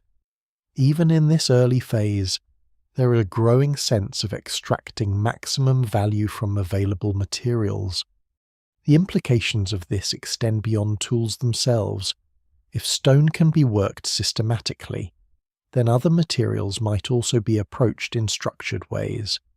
Bone, wood, and plant fibers likely follow similar trajectories of increasing manipulation, even if they leave fewer traces in the archaeological record. Within groups, the visibility of skill in tool production continues to matter.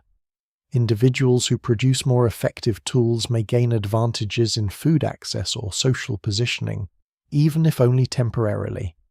This does not necessarily create fixed hierarchy, but it does introduce variability in influence based on practical competence.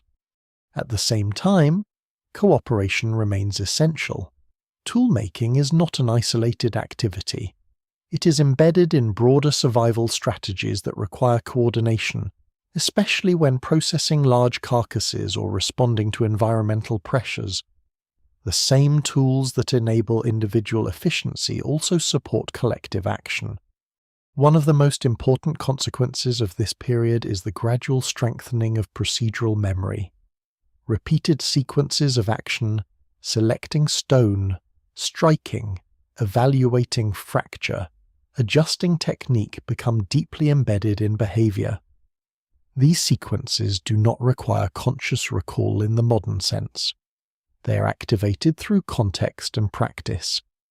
This form of memory is particularly powerful because it is stable over time yet flexible in execution.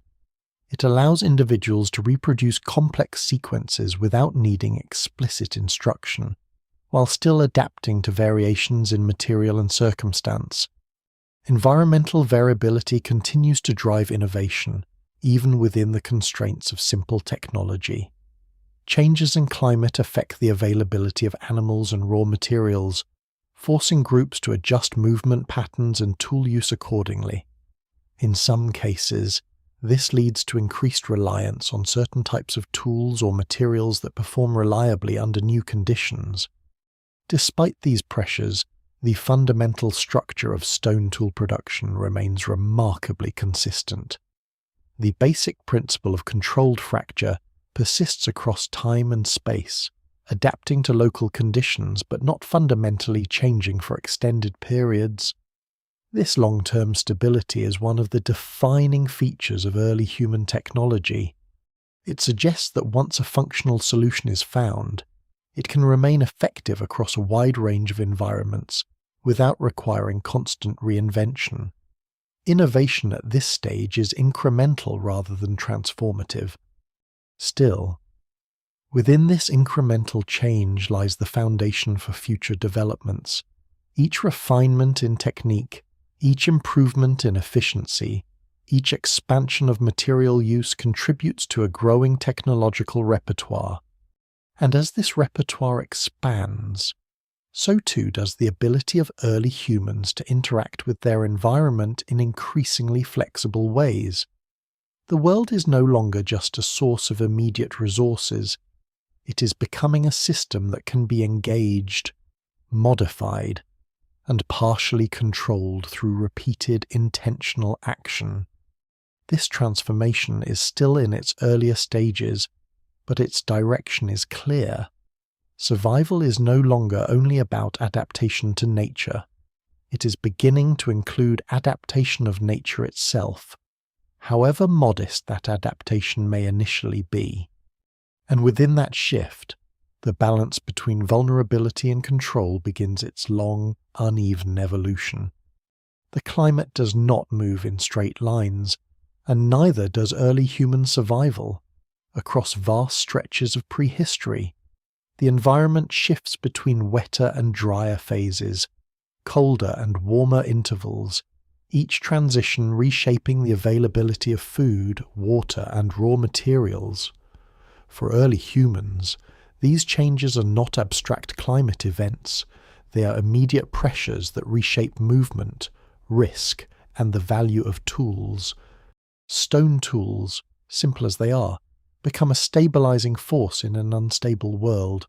When plant resources decline in one region, groups shift toward animal-based diets where possible. When large game becomes scarce, smaller animals and plant processing take on greater importance. In each case, Stone flakes and other early tools provide flexibility. They allow behavior to adjust faster than biology can evolve. At certain archaeological layers, changes in tool use appear to correlate loosely with environmental shifts.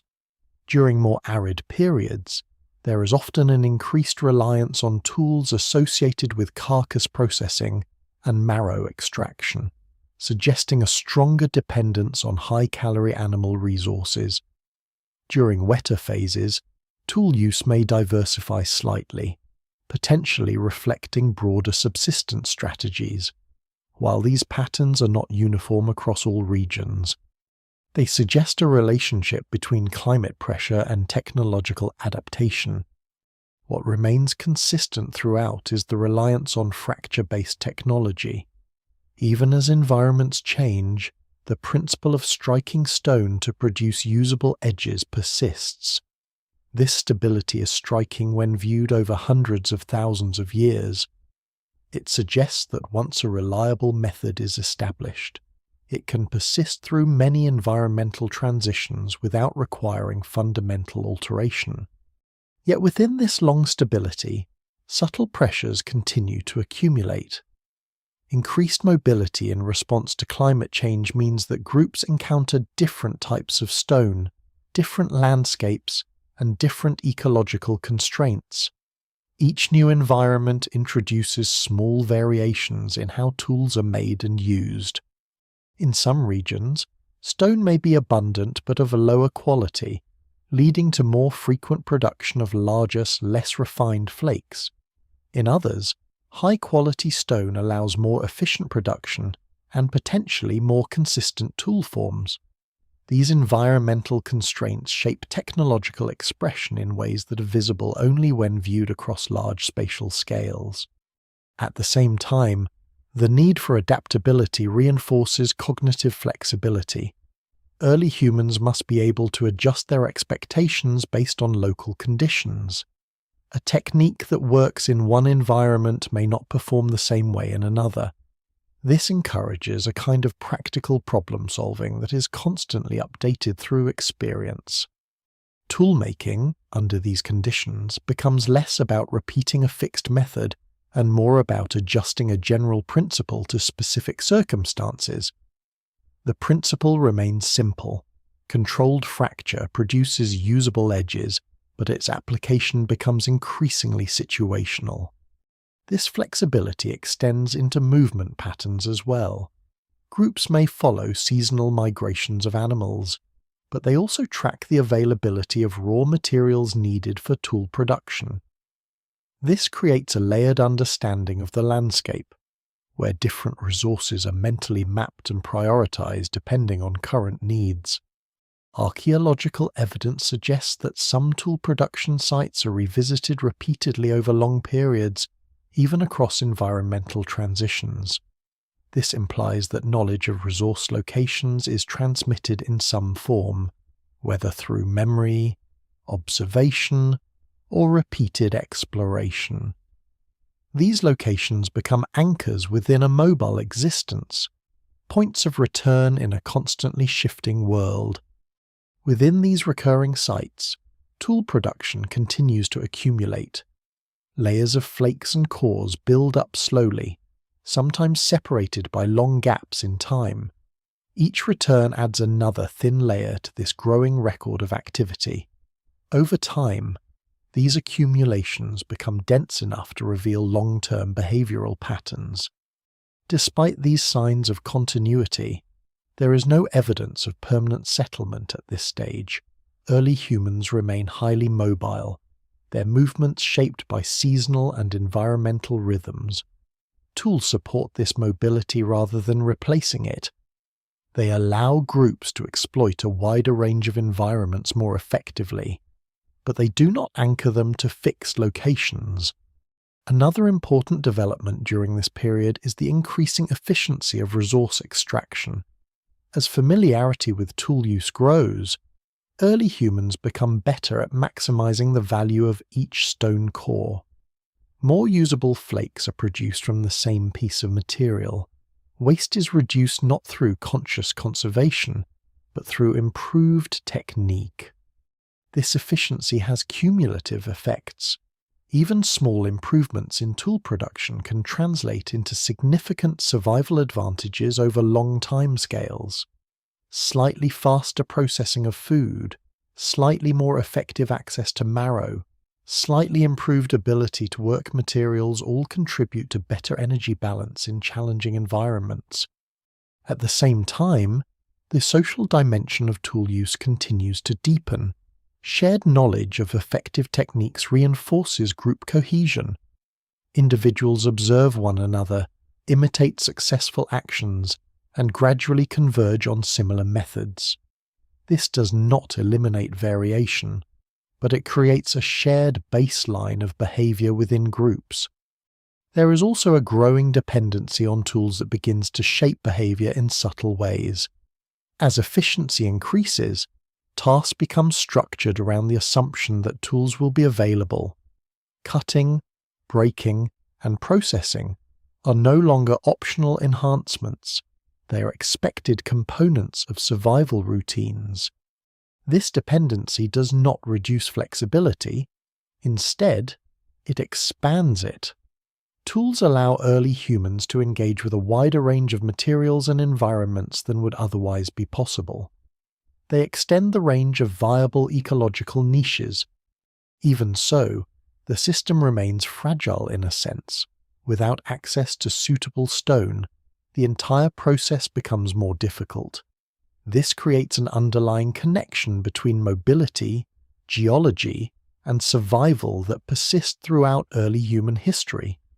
What emerges from this period is not a revolution, but a tightening integration between environment, behavior, and technology. Climate shapes resources. Resources shape movement. Movement shapes tool use. And tool use, in turn, reshapes how resources are accessed. It is a loop of interaction that becomes increasingly stable over time, even as its components remain in constant motion. And within this loop, early humans are no longer simply adapting to the world as it is. They are learning, slowly and incrementally, to operate within a world that includes their own ongoing modifications. By this point in deep prehistory, something subtle but irreversible is beginning to take shape in the human mind. Tool use is no longer an occasional response to immediate need. It has become a structured part of how the world is understood and approached.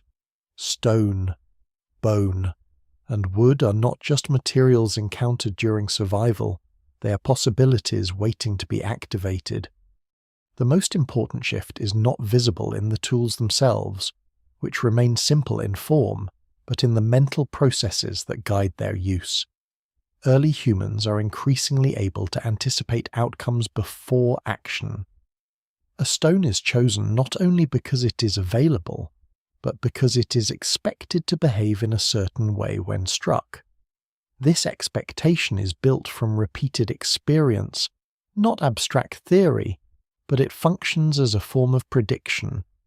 This predictive ability is fragile and imperfect. Mistakes are common. Stones fracture unpredictably. Tools fail. But over time, the accumulation of experience refines judgment. Certain patterns become reliable enough to be trusted. Angle, force, and material begin to form a practical vocabulary of action, even without words. In archaeological context, this period shows gradual refinement in flake production. Edges become more controlled in some assemblages, suggesting improved understanding of fracture mechanics. Cores are reduced more systematically, indicating that early humans are learning to extract multiple usable flakes from a single piece of stone, rather than relying on random breakage. This does not represent a sudden technological leap. It is a slow accumulation of efficiency. Each successful strike reinforces the conditions under which success is more likely. Each failure reduces the likelihood of repeating ineffective methods.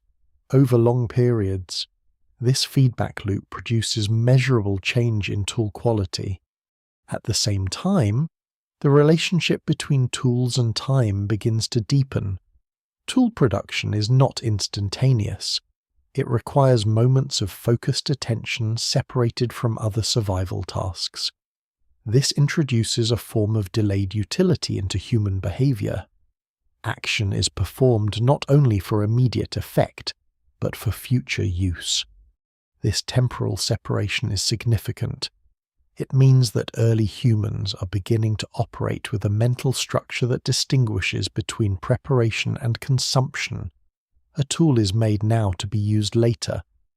This simple distinction is one of the foundations of long-term planning behavior. The environment continues to reinforce this development. In unpredictable climates, resources are not always immediately available. Groups must prepare for variability. Tools allow them to store potential utility in physical form. A stone flake does not decay like organic material. It can be carried, stored briefly, and used when needed. This creates a form of externalized capability. Instead of relying solely on physical strength or immediate environmental conditions, early humans begin to carry extensions of their ability with them. These extensions are simple, but they fundamentally change the relationship between body and environment. Movement patterns reflect this change. Groups are no longer moving only in response to food sources, but also in relation to material availability for tool production. Certain regions become important not just for what they provide directly, but for what they enable to be made.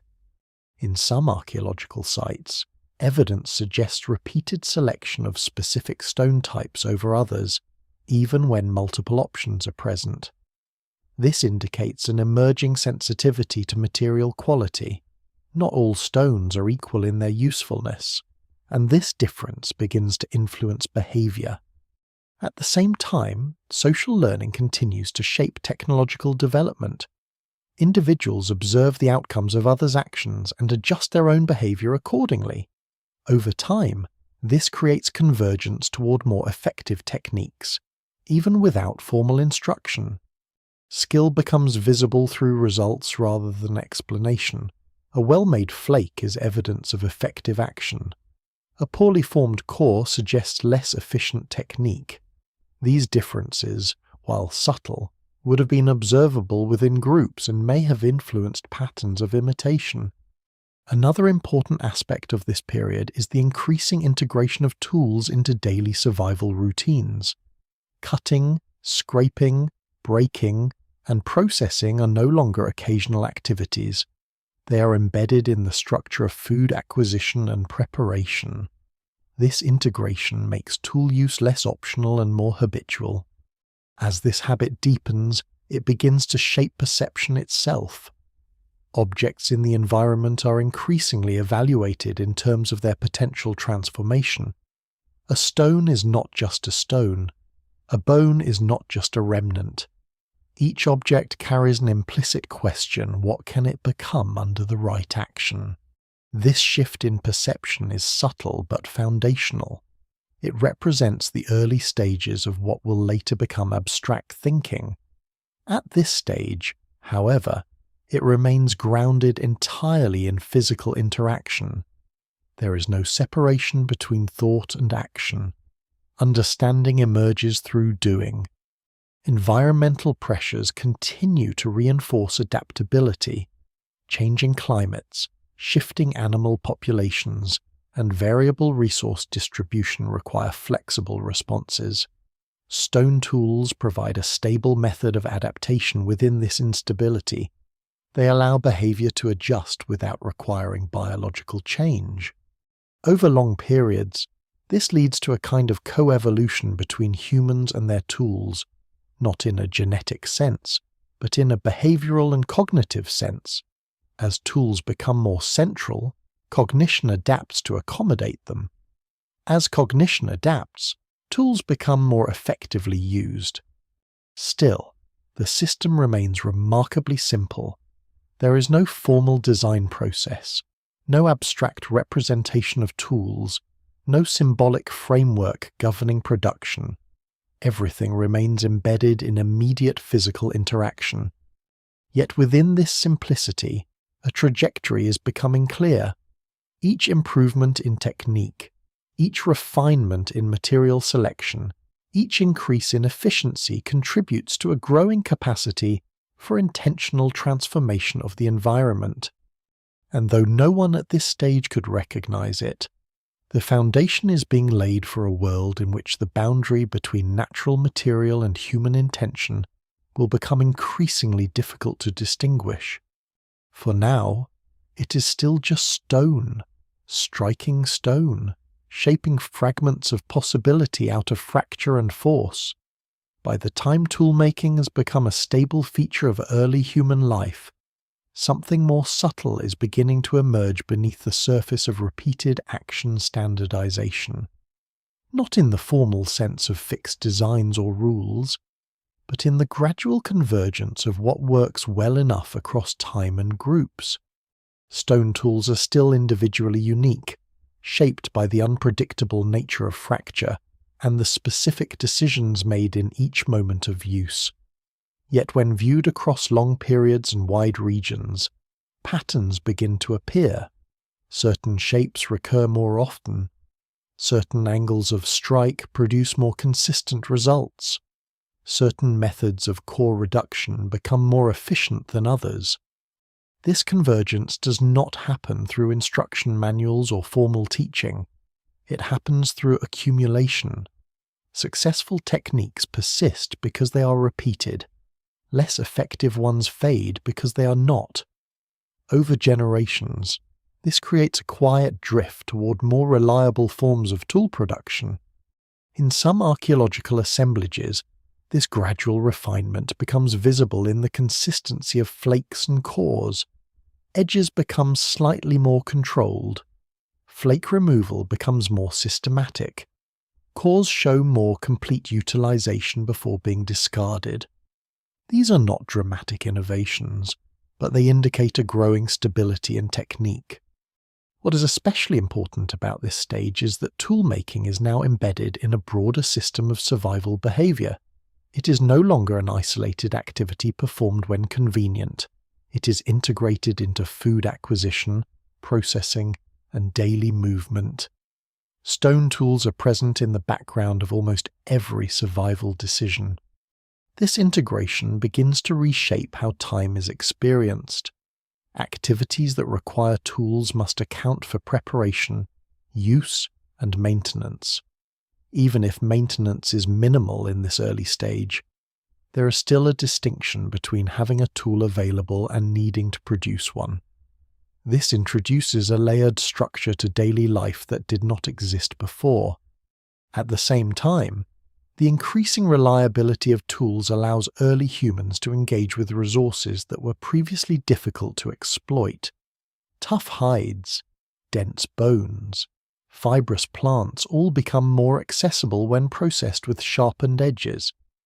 This expands the range of usable materials in the environment, effectively broadening the ecological niche occupied by early humans.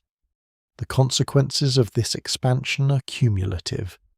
Even small increases in resource access can influence survival rates over long timescales. Individuals or groups that consistently use more effective tools may experience slight advantages in nutrition, energy balance, and resilience during environmental stress. Another important development during this period is the refinement of core reduction strategies. Instead of randomly striking stone until a usable flake appears, early humans increasingly learn to manage the shape of the core itself. By controlling where flakes are removed, they can extend the usability of a single piece of stone. This represents a subtle shift in perspective. The core is no longer just a source of flakes. It becomes an object that can be shaped over time, gradually reduced in a controlled way. This implies a growing awareness of the object as something that can be transformed in stages rather than consumed in a single action. Such incremental transformation introduces a new kind of patience into tool-making behavior. The value of a stone is no longer exhausted in one moment of use. It can be worked, revisited, and progressively reduced. This extends the temporal dimension of interaction between humans and material. In parallel, movement across landscapes continues to shape technological expression. As groups encounter different geological environments, they adjust their techniques accordingly. The same general principles apply, but their execution varies depending on the properties of available stone. This adaptability ensures that the system remains robust across diverse conditions. There is no single correct form of tool production. Instead, there is a flexible set of practices that can be adjusted based on context. This flexibility is one of the reasons stone tool technology persists for such a long period without fundamental replacement. Within groups, repeated exposure to successful techniques reinforces shared behavior patterns. Even without formal teaching, individuals tend to converge on similar methods simply because those methods produce reliable results. Over time, this creates local consistency in tool-making style. However, variation never disappears entirely. Differences in material, environment, and individual experience ensure that no two tools are exactly the same. This balance between consistency and variation is a defining feature of early technological systems. Another important aspect of this period is the increasing role of anticipation in behavior. Early humans are not only reacting to immediate conditions, but also preparing for expected needs. A stone may be selected not because it is immediately required, but because it is likely to be useful later. This anticipatory selection is still grounded in experience rather than abstract planning, but it represents a shift in temporal orientation. Action begins to extend beyond the present moment into the near future. Archaeological evidence supports this gradual shift through patterns of material transport and selection. Stones are sometimes carried away from their original location, suggesting that their future usefulness outweighs the cost of transport. While simple, this behavior indicates a growing awareness of delayed utility. As these patterns accumulate, the relationship between humans and their environment becomes increasingly mediated by tools. Direct interaction with raw resources is supplemented by interaction through manufactured edges and modified materials. This mediation changes perception. The environment is no longer experienced only as it is found, but also as it can be transformed. Every object carries potential, and that potential is increasingly shaped by repeated technological action. Even at this early stage, the direction of change is clear. The world is becoming something that can be incrementally reshaped through consistent, repeated effort, not through sudden breakthroughs, but through accumulation of small, effective actions. And within that accumulation lies the quiet foundation of all later technological systems built not on invention alone, but on the slow convergence of practice, memory, and material response. The long arc of early human toolmaking does not end with a breakthrough, because there is no single moment when everything changes. Instead, it reaches a point where change itself becomes continuous. The relationship between humans and their tools has become so deeply embedded in survival that it no longer feels like a separate activity. It is simply part of how life is lived. Stone flakes still lie at the center of this world. They are simple, unadorned, and often indistinguishable at first glance from naturally broken rock. Yet their presence in patterned clusters across landscapes tells a different story. These are not random fragments. They are the residue of repeated intention, accumulated across countless generations.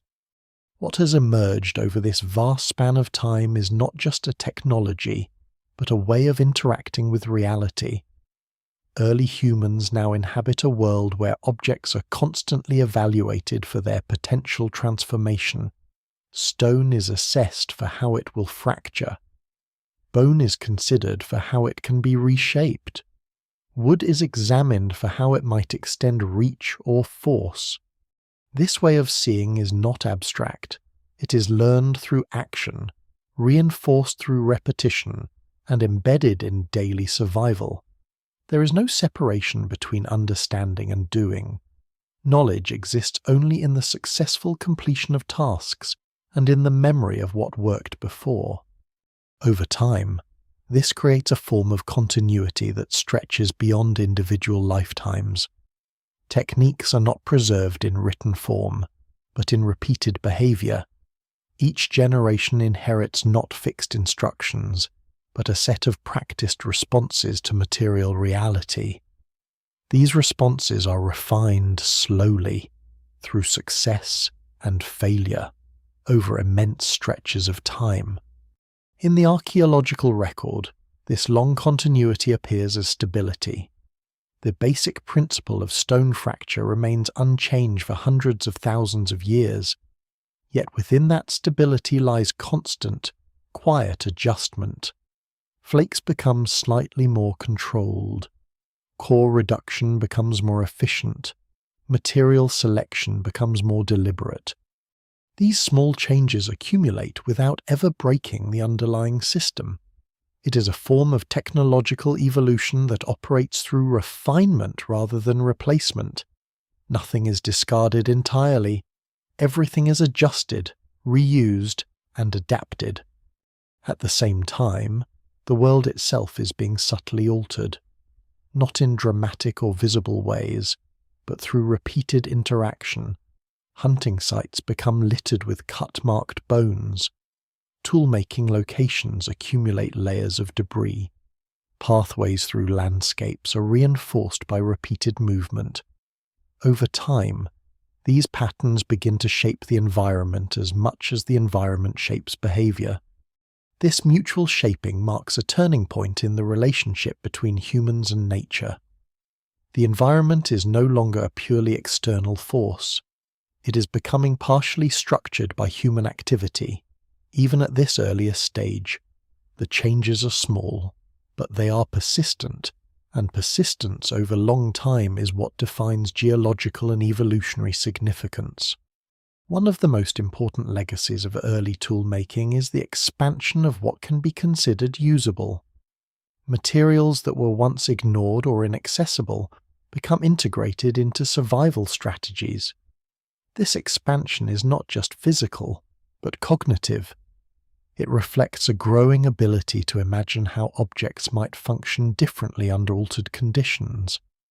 Even without symbolic thought, early humans are beginning to operate with a form of practical imagination. They do not conceptualize tools in abstract categories, but they recognize that materials can be transformed in ways that change their function. This recognition becomes foundational for all later technological development. By the end of this long early phase, stone tools are no longer experimental accidents. They are stable features of human existence. They do not define civilization yet, but they define the conditions under which civilization will eventually become possible. There is no dramatic ending to this story because nothing truly ends. The practices developed in this era continue, refine, and expand into later technological traditions. What begins as simple fracture becomes controlled napping. What begins as occasional use becomes systematic production. What begins as opportunistic behavior becomes embedded structure. And beneath all of it remains the same simple interaction: hand, stone, force, and result. A loop repeated countless times across landscapes that are slowly, almost invisibly, being shaped by that repetition. In the end, the first tools do not just change what humans can do, they change what humans are. Not all at once, not visibly, but permanently, and in a direction that continues far beyond the limits of this earliest world.